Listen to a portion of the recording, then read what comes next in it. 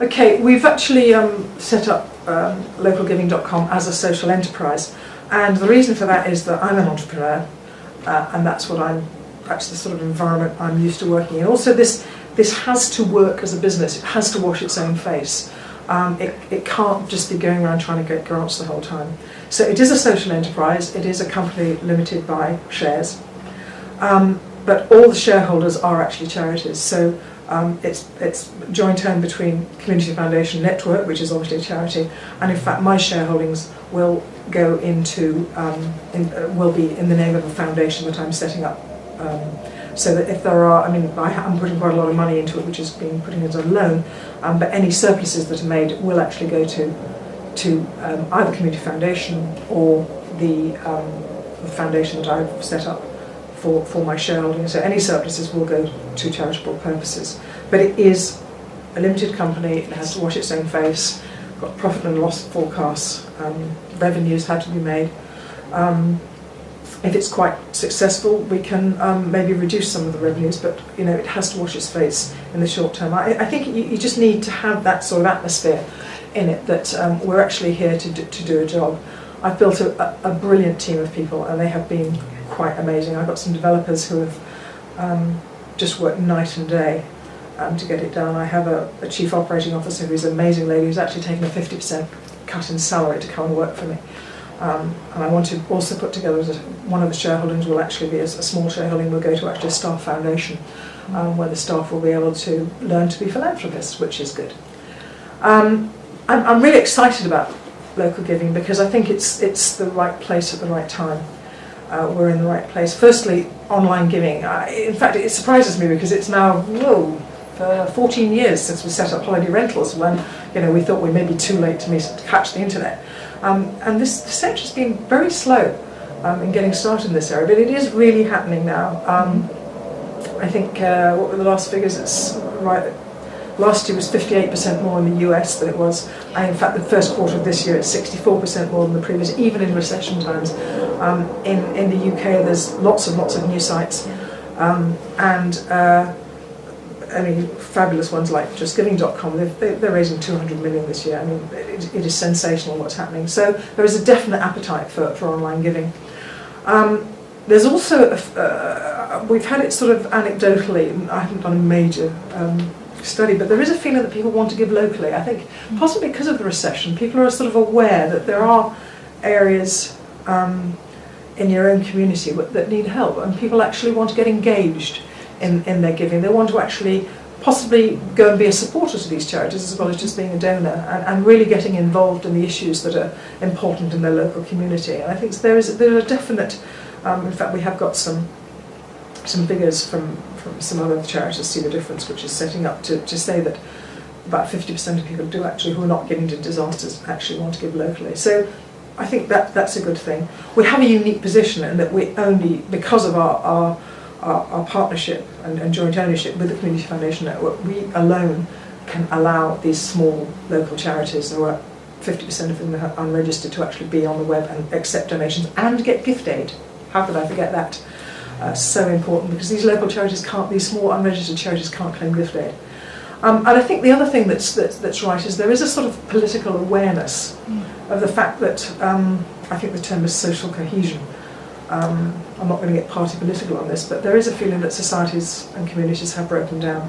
And I think this is one small thing that will possibly help people and help our societies to rebuild our communities and get people involved in their local communities. So I feel we're at the right place at the right time. The plan is it is now 18 months since Matthew and I sat in New York and said, we have to do this. I've got the team together. We've actually, this Monday, we launched the live site, and we've invited about 28 of the small groups. Oh, I should, of course, mention that I've put this together with a test users group of 8 of the community foundations, ranging from Scotland to Hampshire, and Calderdale and Essex, and Capital and Berkshire and Hampshire. And this group of people have sat in meetings with me that have lasted 10 hours in a hot, stuffy room, and we've gone through every detail of categorisation and issues and how we can make sure that this will work for the community foundations. It's turning their business on its head a bit.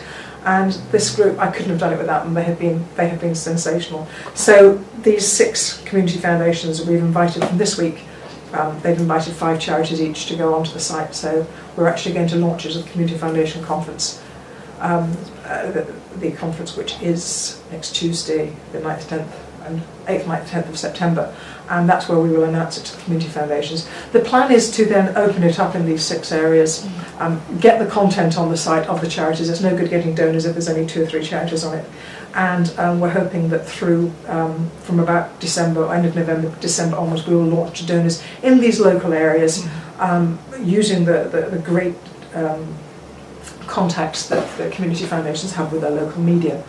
And then we're going to actually take a 6-month period where we're just going to review things and assess things, and during that time we're actually going to be using probably the dev team that I've built, because they know so much now, to actually upgrade the back office systems of the Community Foundations Network, because for this to work it has to be integrated with their systems, which do need upgrading, and this is a separate but integrated project.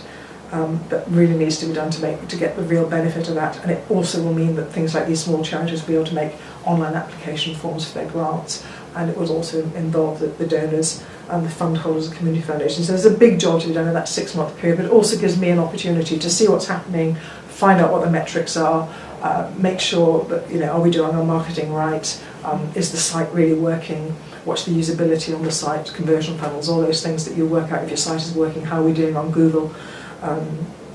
And then the plan is to actually roll out to the other community foundations in the summer of 2010, and probably autumn 2010 do a national launch and go nationally. I don't want to go national until I know it's working and that we have a critical mass of community foundations. So that's the plan for 2010. And of course the great thing about local giving, it doesn't just have to be the UK. Firstly, there are community foundations all over the world. And in fact some of them even use the systems that the Community Foundation Network has. So at this conference we have next week, I think there's people from Canada, from Ireland, from Philippines I believe, and some really interesting places. And of course local is local anywhere. Yeah. So of course the long-term plan will be to actually take this to other countries, and encourage local giving in all of those. So it's all pretty exciting and pretty exhausting and a bit frightening sometimes, but it's so satisfying. It's so satisfying to sort of feel that, I just sort of feel that everything I've done, I mean, firstly, I just am so impressed with these small charities. There's some people there that I just admire so deeply. And I just sort of feel that all the things I've done and things my mother told me, I've now sort of put together in one thing. And hopefully I make a success of it, because that's really important.